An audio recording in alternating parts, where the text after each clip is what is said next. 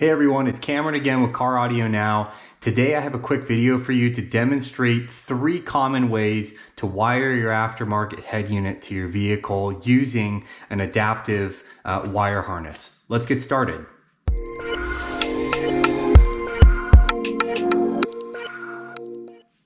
Every aftermarket head unit comes with a specific harness or plug that you plug or connect into the back. This is what you see with this harness here. The black male plug plugs into the back of, let's say, your Sony or your Pioneer aftermarket head unit. And this harness has most of the key signal and power wire that the head unit needs to function. And I say most because in some cases you might want to use an aftermarket amplifier, and in that case you might actually have a separate RCA plugs. But in any case, this holds the majority of all of those key signal and power wire and is what you need to get your head unit to turn on. So things like power, ground, you have accessory, illumination here, power antenna, amp turn on. There's a bunch of speaker power output for those who plan to use the head unit to power their speakers, and a few more.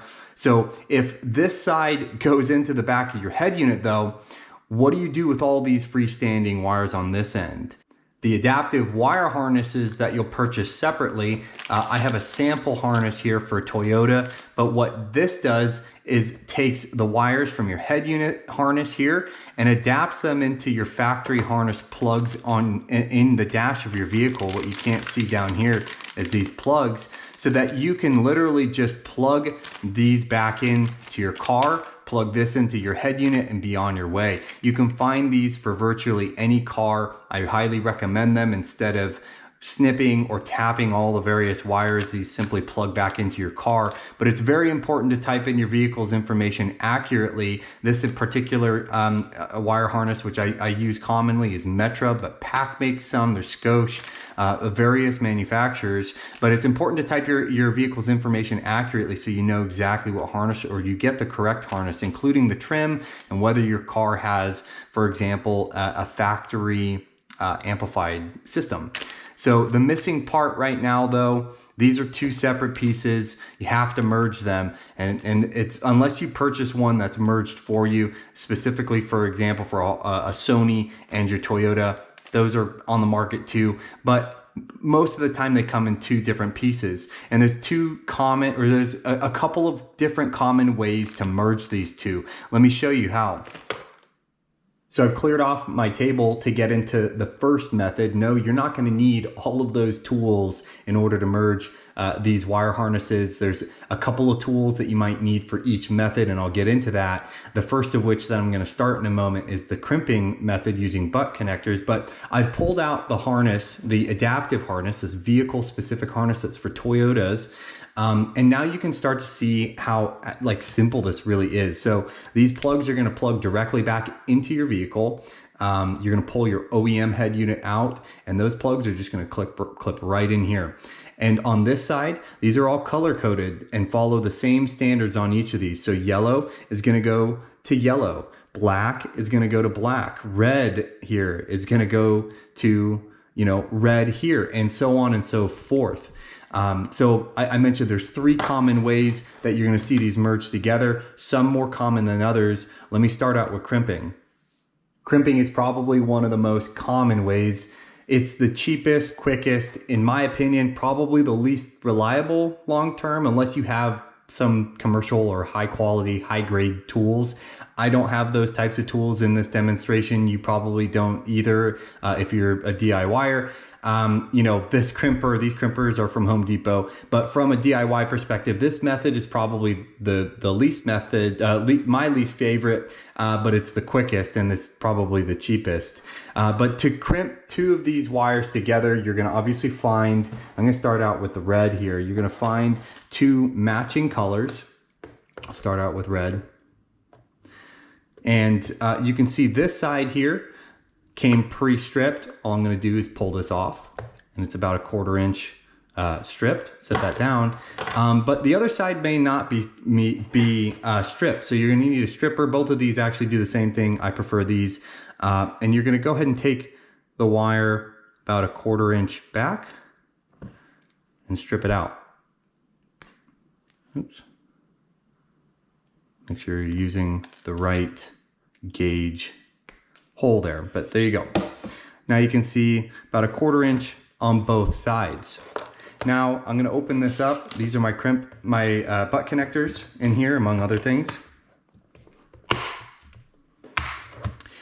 You're going to find the right gauge. This particular red one is for 16 to 22 gauge, which is what these are, or it falls within those ranges, probably 20 or 22 gauge. I'm going to set this aside.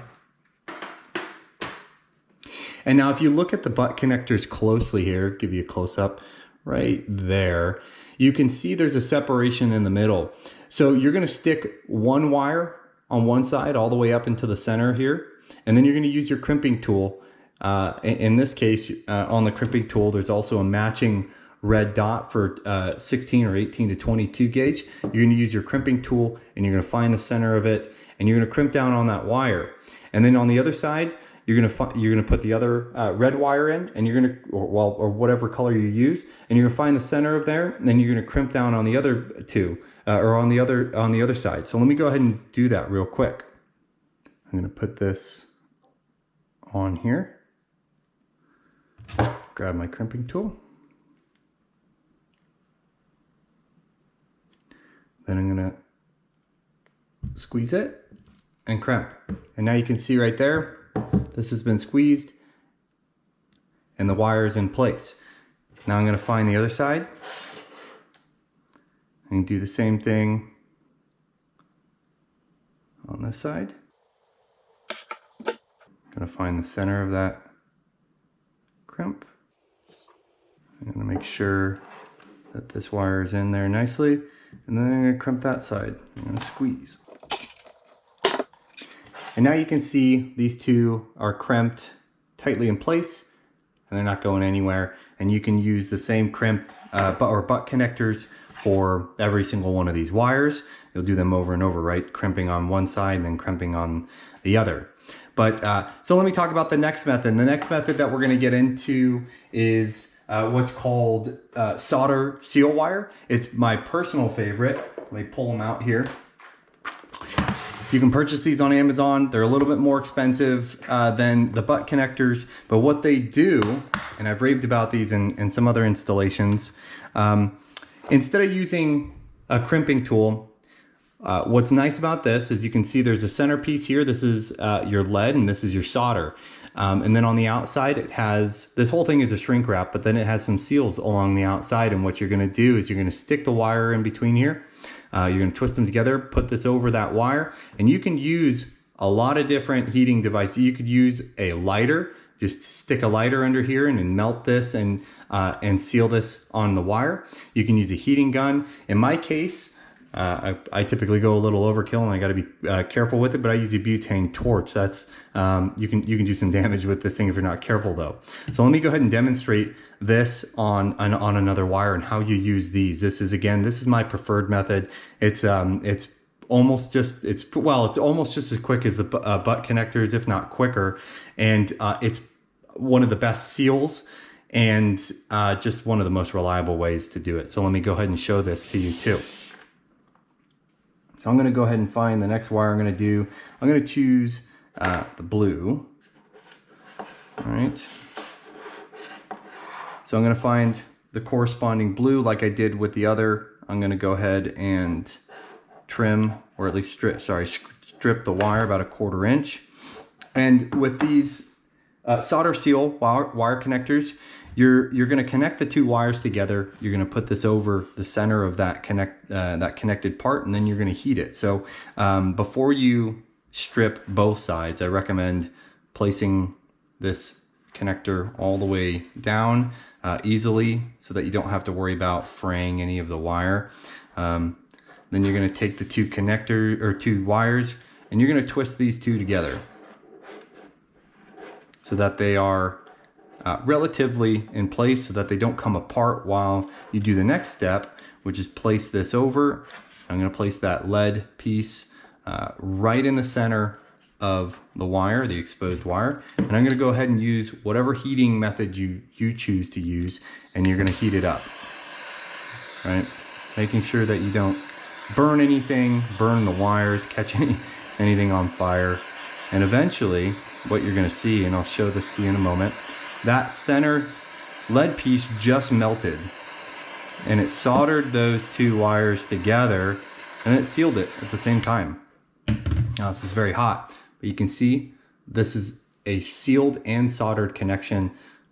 Again, probably my favorite out of the three different methods versus, you know, your butt connector here, which is exposed and could lead to some, you know, shortage down the line. It could come loose, vibration or whatnot. This is a sealed, it's a connection, it's soldered, and it's going to last a long time.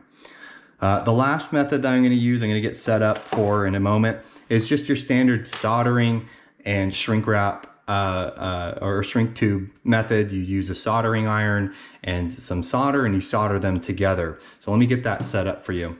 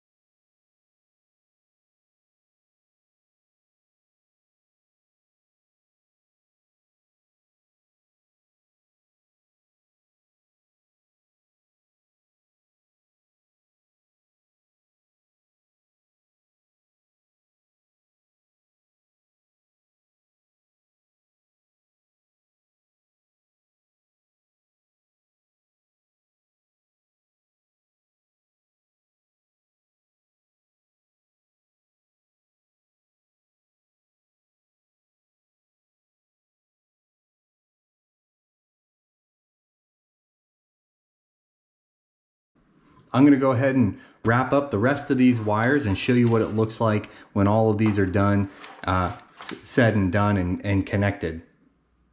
All right, so I'm wrapped up now. I've connected all of the respective wires from both of the harnesses, the two harnesses together. And now you can see this is one harness. I'll plug this part into the back of the head unit, and then I'm gonna plug these directly into the harness in the Toyota. So it really simplifies the installation. You don't have to tap any of these wires. Now you might notice a couple of these remaining wires here. Not every adaptive harness is going to have every wire that your head unit needs. I'll say that most of the modern cars and modern adaptive harnesses are going to have everything, but for this demonstration I used an older Toyota harness. This is from like 87 up. But older harnesses like this, you might need to go and find them. There are three in particular here that I'll go through. The first one here is this green one. This is for parking brake. It tells the unit that the parking brake is on. And this is for head units that might play videos. So this is used to basically trigger a safety feature on the screen. If it's not in park, it's not gonna let you play videos. You can actually also just tie this directly into the black wire here as sort of a bypass, a little trick, if you want to trick the head unit into thinking it's always in park and play video. The second one is this this purple and white, and this might not always be purple and white, but this is the reverse wire. So this is for head units that can display your backup camera feed, and this one's going to tie to the reverse signal wire. When you put your car into reverse, it's going to tell the head unit and the camera that the car's in reverse. Turn the camera on. Last one here is the amp turn on, and this is the blue and white one, which will be used to turn a aftermarket amplifier. It's what's called a remote turn on. Tells the amplifier, your aftermarket amplifier or a factory amplifier, when to turn on. And that's typically this typically will pass a 12-volt signal to your amplifiers if your head unit turns on or when you turn the key on. But for the most part, most of the newer vehicles have all of these wires in the dash. This is just an older example for demonstration purposes, but they're going to have them all. Now, one last thing that I like to do for my wire harnesses, this is more for cleaning things up, but I have this wire harness fleece tape, and I use this to basically wrap the harness together, and it makes for a clean finish. It also prevents like snags or just dangling wires, these wires from snagging something when you're trying to throw it into the dash. It makes for a much cleaner just looking harness and much more well put together. It also helps to prevent like rattling. If any of these are kind of up against a plastic and you're going on a road and it's rattling against plastic, so it helps with that. So I like to put this on and I'll wrap it. I wrap it a couple times all the way kind of from, one side to the other like this. And now you can see I've used this fleece wrap to neatly tie all the wires together. It just makes this a much more clean fit harness, something that you'd probably expect from, the factory or to come how it should come. So that's all I had for you today. Thanks for watching. Be sure to just subscribe to our channel. If you want to keep up with cool car stereo product reviews, I do a lot of reviews of head units, speakers, subwoofers, but also installation tips and some custom installs on vehicles as well. Thanks again.